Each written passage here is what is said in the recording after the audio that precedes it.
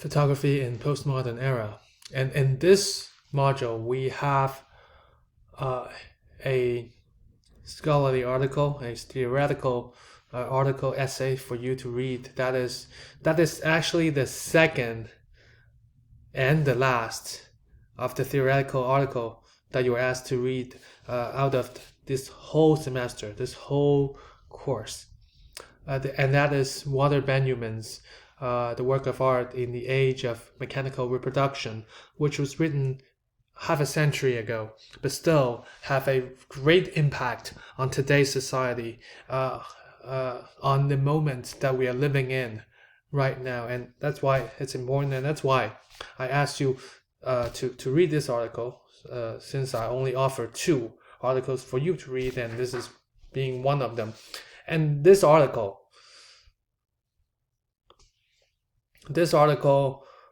is not so specifically about photography itself.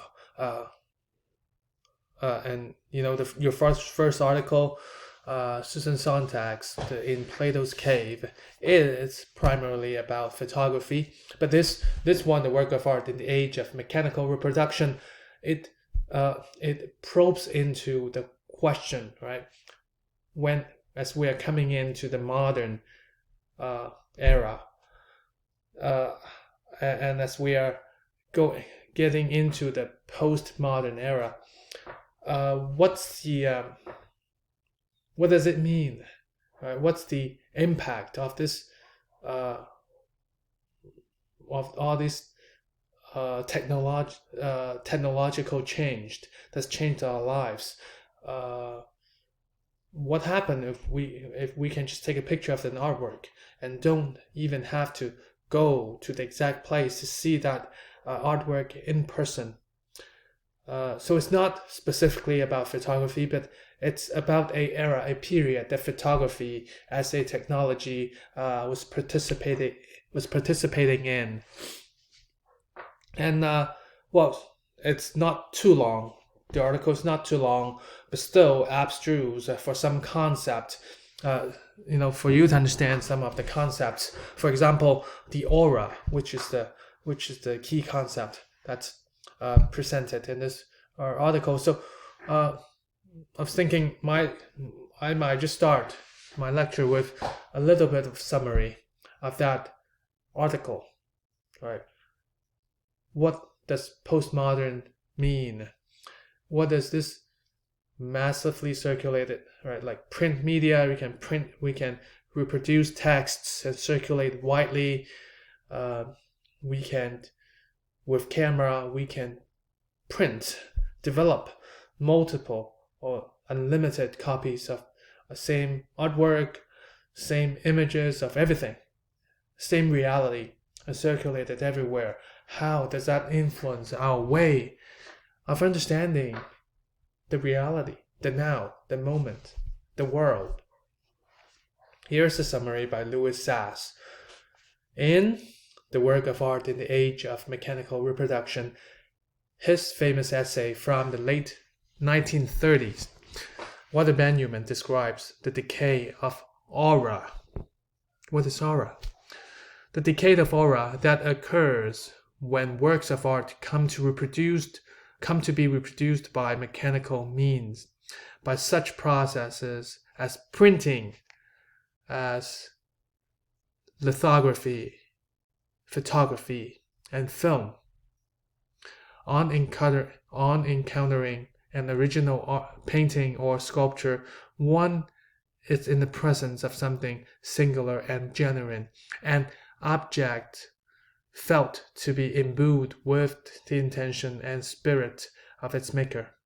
The quality of a unique existence lends the artwork something like the power of religious ritual, where ceremonial objects seemed not merely to symbolize or represent, but to contain numinous significance or divine force.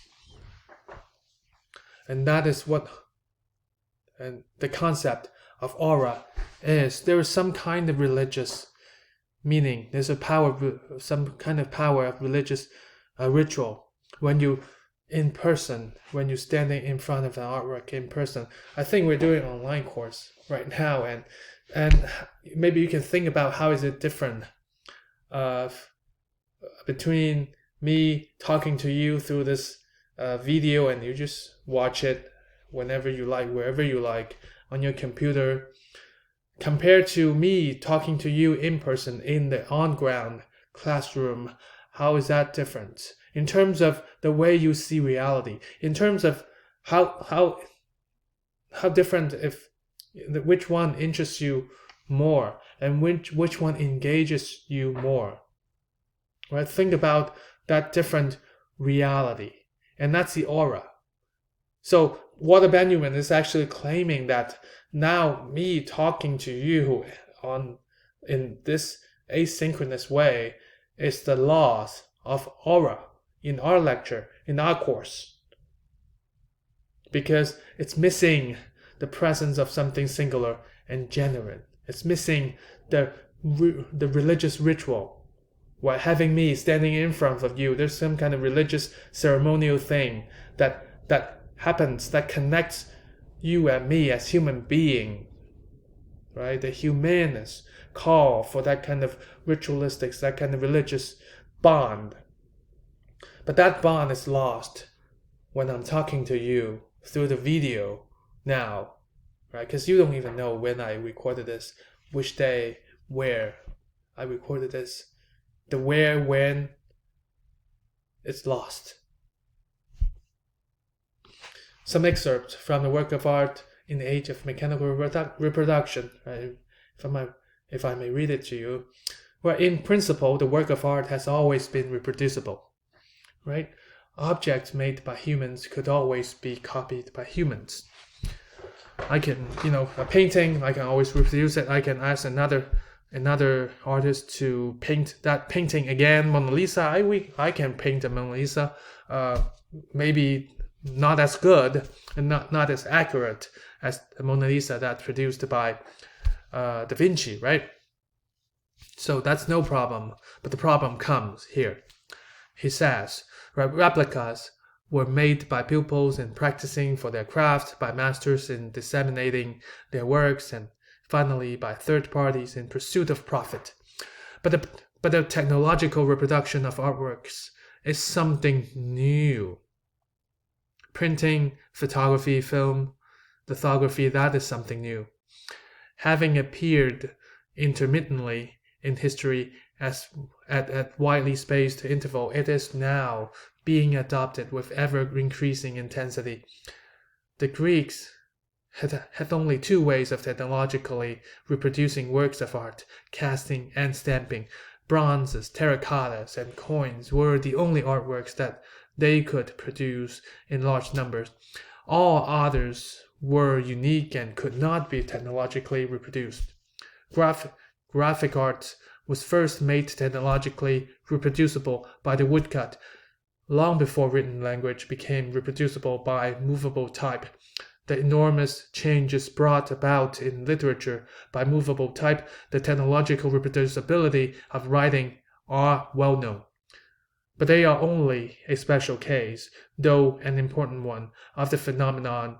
Consider here from the perspective of world history. In the course of the Middle Ages, the woodcut was supplemented by engraving and etching, and at the beginning of the 19th century, by lithography. So that's how Walter Benjamin's understanding of technological reproduction. That is something new. That is not just that is not the conventional way of understanding reproduction, reproducing of copy. Okay, here's the concept of aura. The here and now of the original underlies the concept of its authenticity. But whereas the authentic work retains its full authority in the face of a reproduction made by hand, which generally brands a forgery, this is not the case with technological reproduction. The reason is twofold. First, technological reproduction is more independent of the original than its manual reproduction. For example, in photography, it can bring out aspects of the original that are accessible only to the lens, which is adjustable and can easily change viewpoint, but not to the human eye. Or it can use certain processes such as enlargement or slow motion to record images which escape natural optic altogether. This is the first reason. Second, technological reproduction can place the copy of the original in situations which the original itself cannot attain. Above all, it enables the original to meet the recipient halfway, only halfway, whether in the form of a photograph or in that of a gramophone record. The cathedral leaves its site to be received in the studio of an art lover. The choral work performed in the auditorium or in the open air is enjoyed in a private room. And if I may add, my lecture in the classroom is enjoyed in your own private space with your headphones on. In whatever environment, that aura of my lecture is lost. And Walter Benjamin is claiming that loss is bad. That loss of aura, it's not so beneficial. It's nothing beneficial because it only meets the recipient. In this case, you, the students. It only meets you. My lecture only meets you. My lecture on the video only meets you halfway. Just like photography. What do you think of that? Because why? Because the here and now of the original, right? The moment when I'm doing all this, right? It's lost because I recorded it and then uploaded it. And then you're able to see it. You are not watching the video. You're not absorbing my video or my lecture in the here and in the now. And that's not authenticity.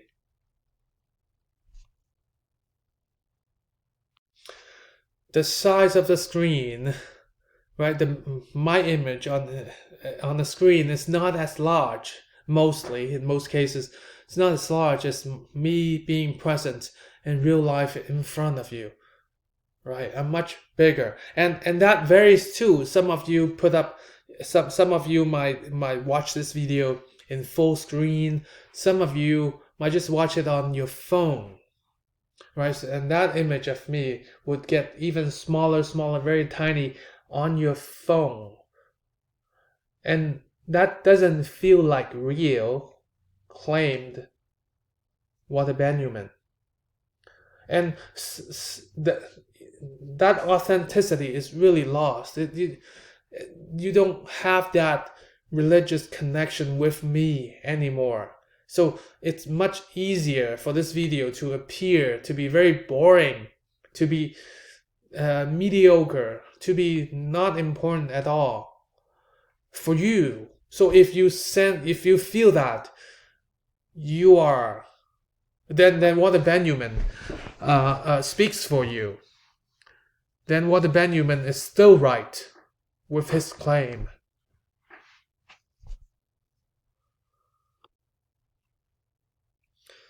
So I want you to really, it's one of the main concept in this course is to really think about the concept of aura and think about, and more importantly, to think if you agree with it or not. Do you agree that this authenticity is lost, and this lost is bad? Do you agree that authenticity of that being here and now, the being, the time before this mechanical reproduction, that bonds that you build when you stand up in front of an object. That bond, that invisible, intangible bond is important. Do you agree with that?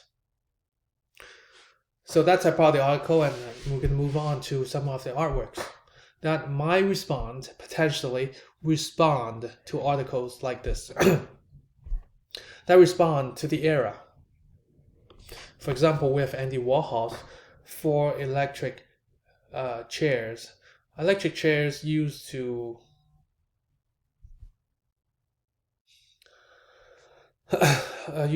perform the death penalty for the criminals in the prison, and it's daunting, right? It's a daunting device.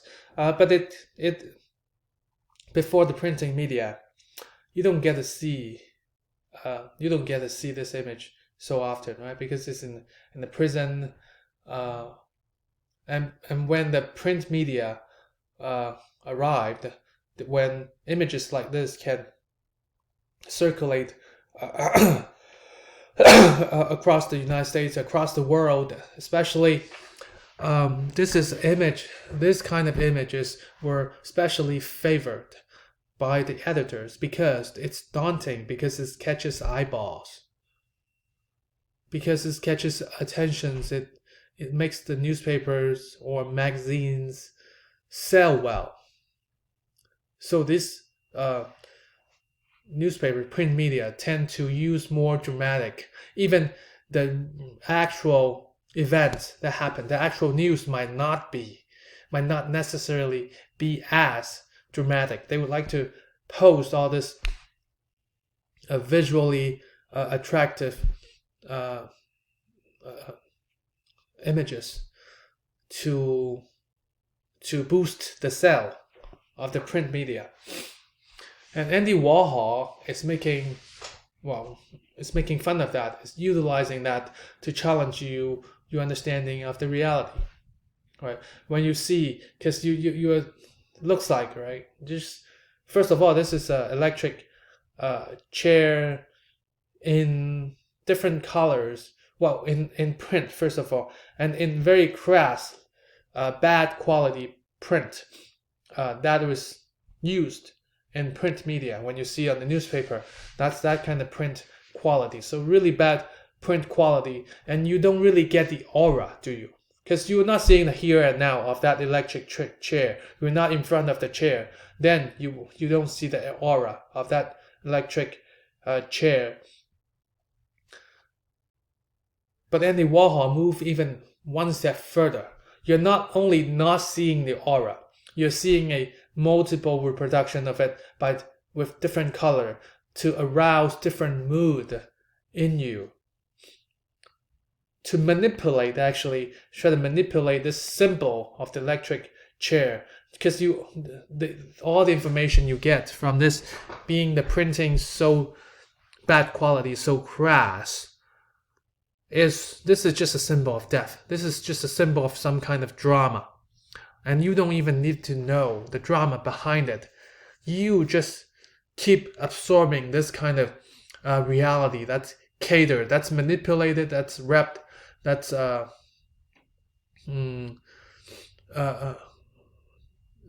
of designed and catered to you. And it will arouse you in green mood, pink mood, red mood, yellow mood, on all kinds of mood for you, and be confused. Oh, which mood should I be in when I encounter electric chair like this? To confuse you.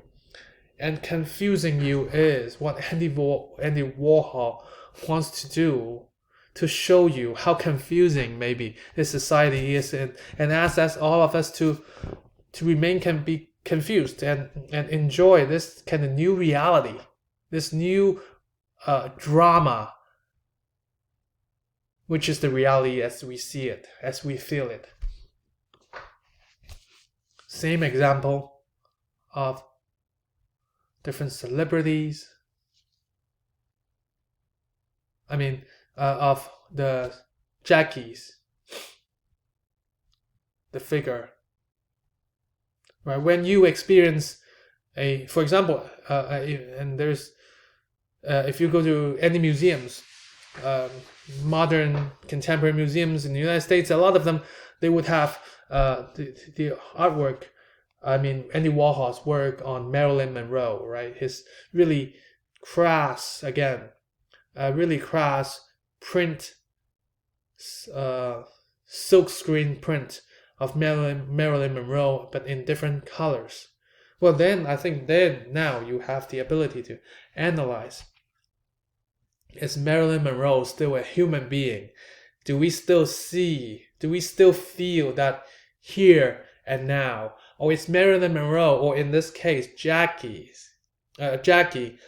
being used, being manipulated and being minimized to just a symbol?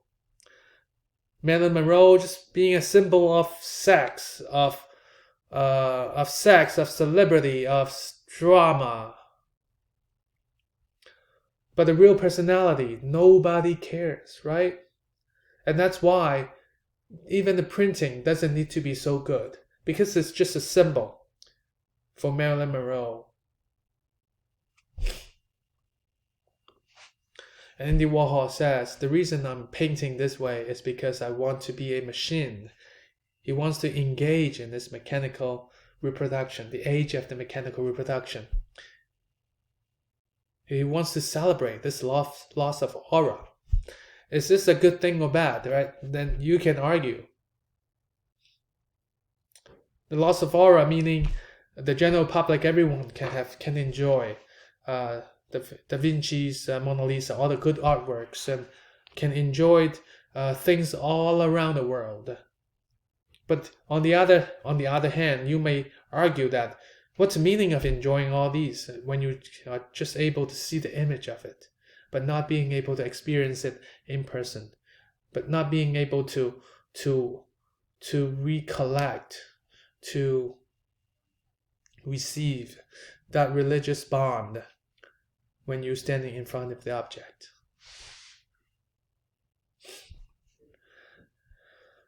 Andy Warhol also says, I like boring things, right? When a Marilyn Monroe, when a Jackie, when a electric chair being presented to you like almost every day on the printing media, on newspapers, does it get boring for you? And then Andy Warhol said, I like boring stuff. I like things that you see every day. I like, because those are the things that controls how you think about reality. Like Campbell's soup, right? That's another famous artwork by Andy Warhol, right? The Campbell's soup, every family, rich or poor, you consume, right? You go to the supermarket and buy the Campbell's soup cans and use it, eat it. Every day, it controls your lifestyle, however much money you make for your family. Your family is consuming Campbell's soup. And it's these merchandises, it's this product, it's this mass-produced things that defines your life, your way of life, not how you behave. Or maybe how you behave is being controlled, just like machines controlling our life. Like today, maybe sometime in the future, AI can control us. It's that kind of fear that Walter Benjamin is pushing forward.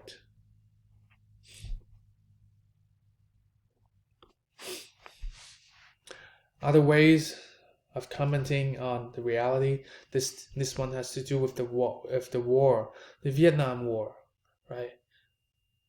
Images. This is collage. This is a photo montage, right? With this father holding the baby in his arm, possibly cut out from a magazine, a war zone, and then we have this beautiful family, also maybe cut out from a beautiful, maybe architecture magazine or home magazine, the longing, the American dream of having a beautiful home, high ceiling like this.